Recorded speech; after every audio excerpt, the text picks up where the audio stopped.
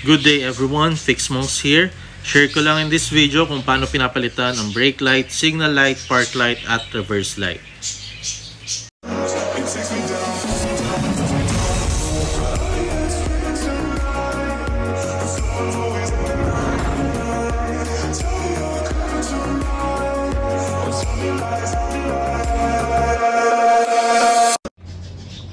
Okay, so sa pagtanggal nitong taillight natin, kailangan lang natin gumamit ng socket wrench na 10mm. So tanggalin natin itong dalawang bolt sa dalawa.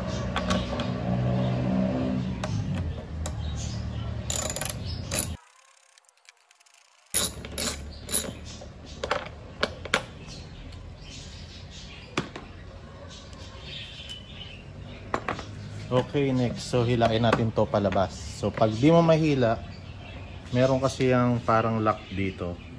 So, ang gagawin natin is ipupush natin to palabas.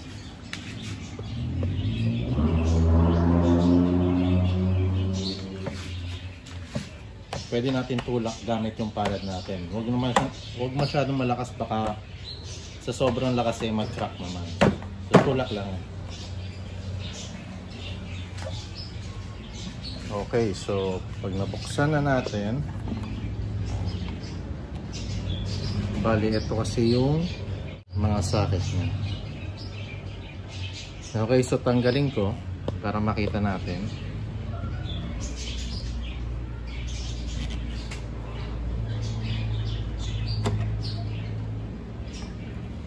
Okay, so itong nasa taas is yung para sa yung double contact na brake light and tail light. So iniikot lang siya, then pull. Ito naman nasa baba is, itong nasa baba, ito yung signal light natin. So ikutin mo lang din siya counterclockwise, then lalabas na siya. Okay, so yung sa mga nagtatanong kung ito bang tail light ng 2005 to 2008 pwede bang palitan ng pang 2009? Yes, pwede siyang palitan. Plug and play lang din po siya. Ang gagawin lang natin is itong tail light na double contact, ilalagay lang natin dun sa baba. Since sa baba yung brake and tail light niya. Then yung signal light, ilalagay lang din dun sa taas ng tail light ng 2009. So parehas lang po siya. Nakaiba lang ng kulay. Ito is para sa signal and this white is para sa double contact.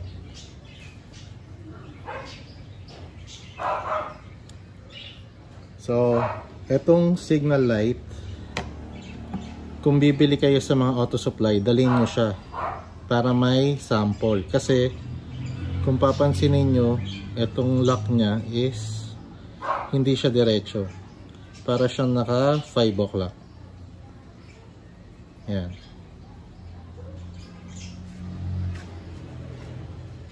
So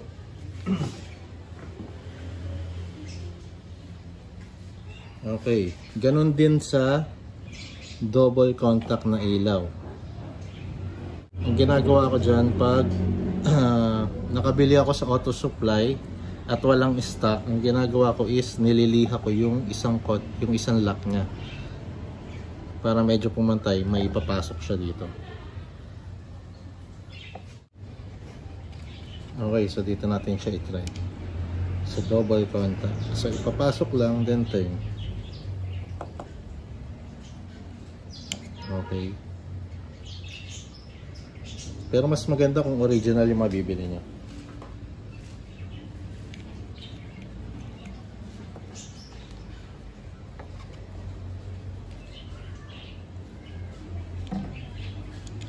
So yung upgrades, alam ko, plug and play lang sa 2009 and hanggang 2015 kung hindi ako nagkakamali.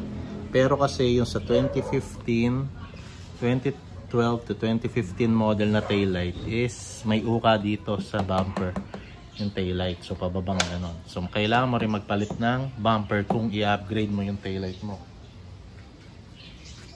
Okay, so sa pagbalik naman, ganun din. signal light, since ito yung signal light, ito yung double contact, brake light, and park light.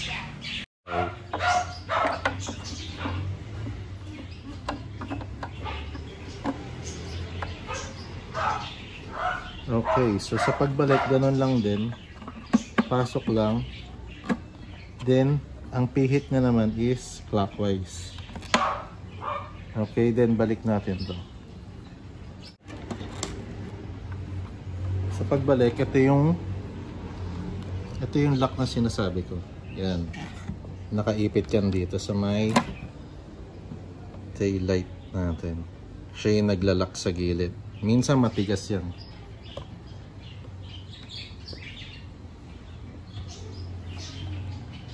Okay, so ibalik na natin to.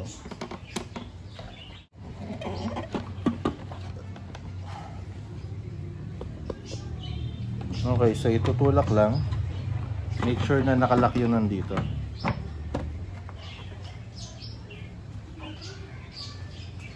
Okay, then balik natin yung dalawang bolt na 10mm.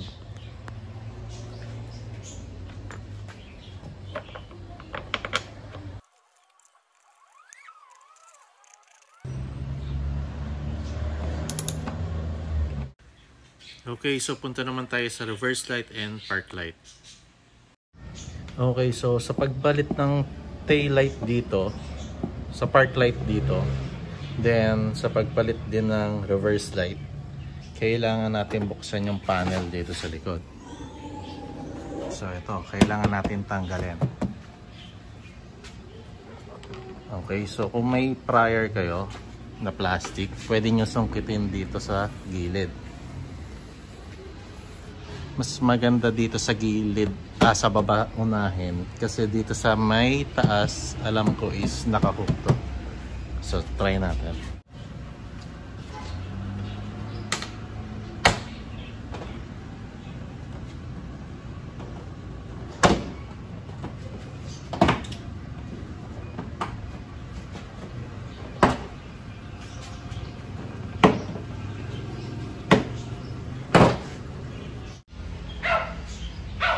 Okay, so pag natanggal na natin yung panel, so ito yung reverse light nya.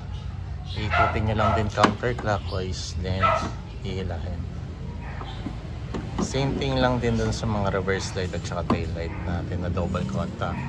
Then ito naman yung park light, so ikutin lang din. Then T10 naman yung nakalagay sa kanya.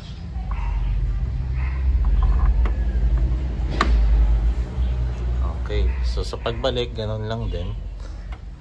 Unahin natin yung sa taas kasi dito yung may lock. So ito is dapat nandun to sa may panel.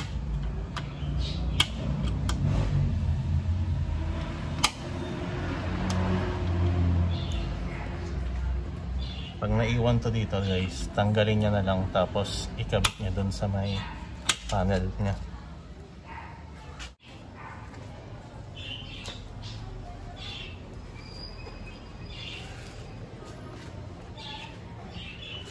Dito to.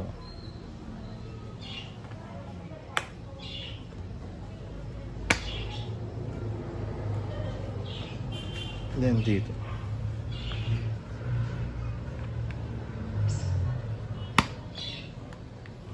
Okay, so hugasan ko muna since madumi bago ko ibalik. Okay, so sa pagbalik ng back panel, ang unahin natin ikabit is yung nandito, itong butas na to. So ito. So yung puting plastic kanina, dapat ma-shoot muna natin siya dyan bago natin ikabit yung ibang clips sa butas.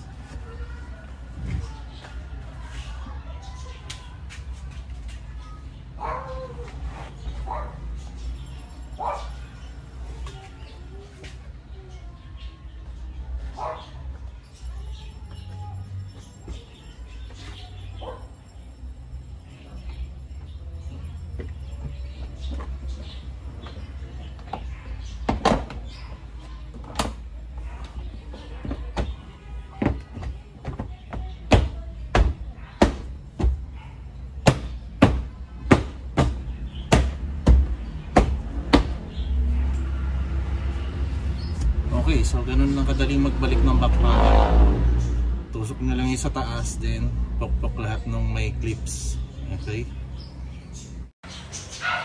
Okay guys, so hanggang dito na lamang. Sana makatulong ulit sa inyo itong video na ito, lalo na kay ma'am na nag-request nito.